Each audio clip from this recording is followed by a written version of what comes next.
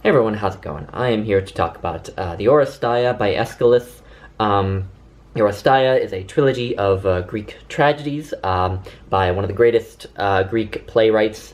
It debuted in 458 BC at the Dionysia Festival, festivals where Greek dramatists would come and put on trilogies of tragedies. It debuted in 458 BC, it won first prize in the competition, and it's, ever since that first acclaim, it's gone on to be one of the great classics of Western literature, having huge influences on, countless works, but I think especially on works like Crime and Punishment by Dostoevsky and Hamlet by Shakespeare. The story of the Oresteia is pretty simple. It opens with the first play, Agamemnon, which takes place just at the end of the Trojan War, and Agamemnon, king of Argos, is coming home from the Trojan War to his wife Clytemnestra, and his two daughters, Electra and Chrysothemis, and his son Orestes.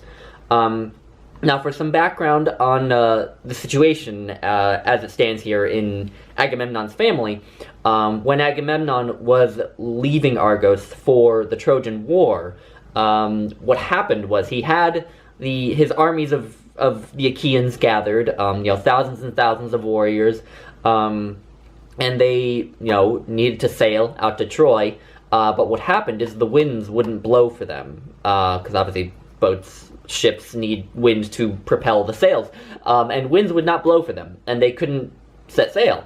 And it turned out that Agamemnon needed to sacrifice his daughter Iphigenia to the goddess Diana, I think, in order to get the winds to blow so that they could travel. So he sacrificed his own daughter, and this understandably pissed off Clytemnestra, and so now that Agamemnon is returning home, she plans to murder him in his bathtub. And that is basically the main event of the first play, Agamemnon, is Clytemnestra murdering Agamemnon and his new mistress that he's brought back from Troy, Cassandra, who is the sort of famed fortune teller who was cursed to see into the future but never be believed. The second play, which in this edition has a really strange name that I can't pronounce, but which I'm going to call the Libation Bearers, which is a common way of referring to it. This takes place many years after Agamemnon. Agamemnon's son Orestes was whisked into hiding to be raised away from his mother and her lover, Aeschylus. And now Orestes is returning to the royal court to take revenge on his father's murder by Clytemnestra.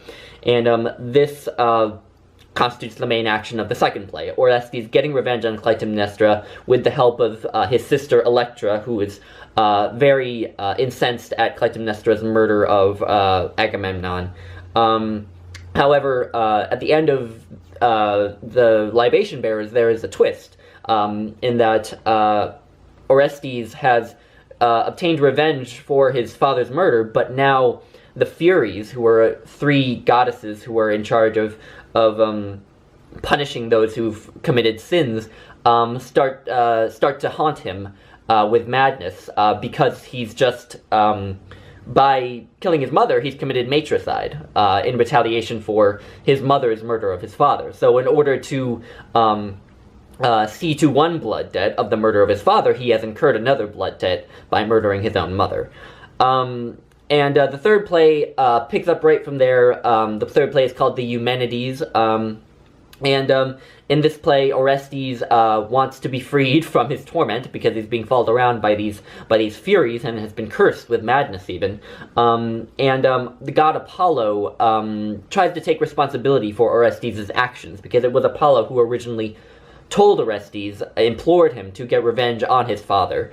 So Apollo believes that Orestes should be acquitted of the murder of his mother, both because he was ordered to by a god, by Apollo, and secondly because Apollo believes that Clytemnestra did not have proper motivation to murder Agamemnon. And the main event of the Eumenides is the trial that ensues, because what happens is Apollo and the Furies agree to allow Athena to judge to get a tribunal of judges and judge whether they believe Orestes should be punished or not for the murder of his mother. End up deciding that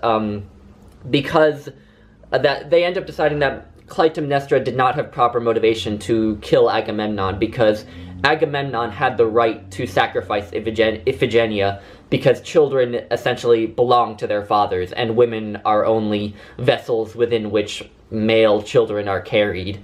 And so Agamemnon had the right to sacrifice Iphigenia. So Clytemnestra's motive for murdering Agamemnon, the sacrifice of Iphigenia, was not sufficient motivation. And also at the end of the Eumenides, the Furies are transformed into the kindly Eumenides, who are sort of more benevolent goddesses of fortune and good and hope, essentially. A lot has been written about the Oresteia, about how it explores cycles of violence and revenge. Obviously, we see this very clearly. Clytemnestra murders Agamemnon in retaliation for his sacrifice of Iphigenia, and then Orestes comes along and murders Clytemnestra, and then the Furies come along and start to take revenge on Orestes. So we can see this cycle throughout the trilogy going on, and essentially, at the end of the last play, we find a way of finally ending this cycle of revenge and retaliation and vendetta by just having a tribunal of judges with one at the head, in this case Athena, to decide on how people will be compensated for wrongs that have been done to them, and decide on, what really is wrong and right, rather than people just taking justice into their own hands. You see how the idea of justice throughout these plays gets kind of thrown out of whack after the first play, and then sort of reconstructed in the third play. I noticed this in particular in one line in The Libation Bearers, the second play, where the chorus says, "Respect for power unmatched in battle once, in men's ears and hearts public, all pervasive, now is drawn aside, and men fear, for fortune is a god in mortal eyes, and more than god.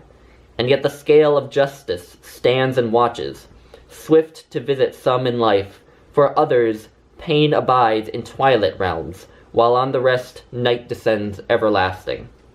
And essentially, the way that I look at those verses is that they're saying that, yes, some people are going to be punished in this life, but some people aren't going to be punished in this life and are going to have to wait till they go down to the underworld to be punished. Which, when you stop to think about that for a second, essentially means that there's no such thing as justice, right? If we just accept that some people get away with murder and others don't, then where does law come in? Law and order. I mean, who's to stop people from just going around murdering whoever they please? And all we can say is, well, some of them will be punished, presumably, in this life. Some of them will be, clobbered to death by other people. But some of them will just have to, wait until they're punished in the underworld.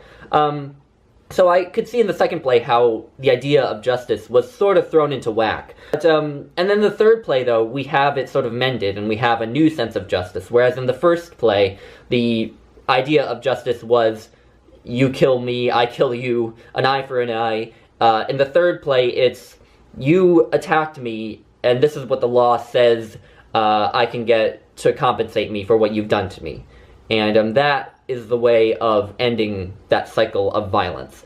And I noticed this kind of in the vocabulary of the speakers in the plays, because in the first play especially, but also in the second play, you see people using the word just and justice all the time.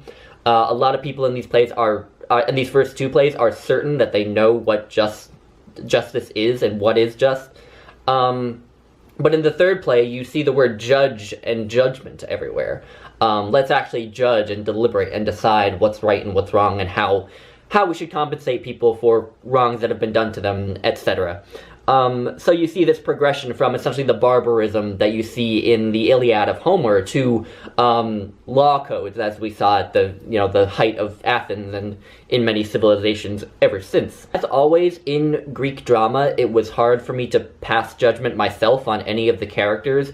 Because as I think I've said, they all have motivations for their actions. They're all human beings, flawed human beings who, you know, respond the way we would expect flawed human beings to respond when they're thrust into impossible situations, right?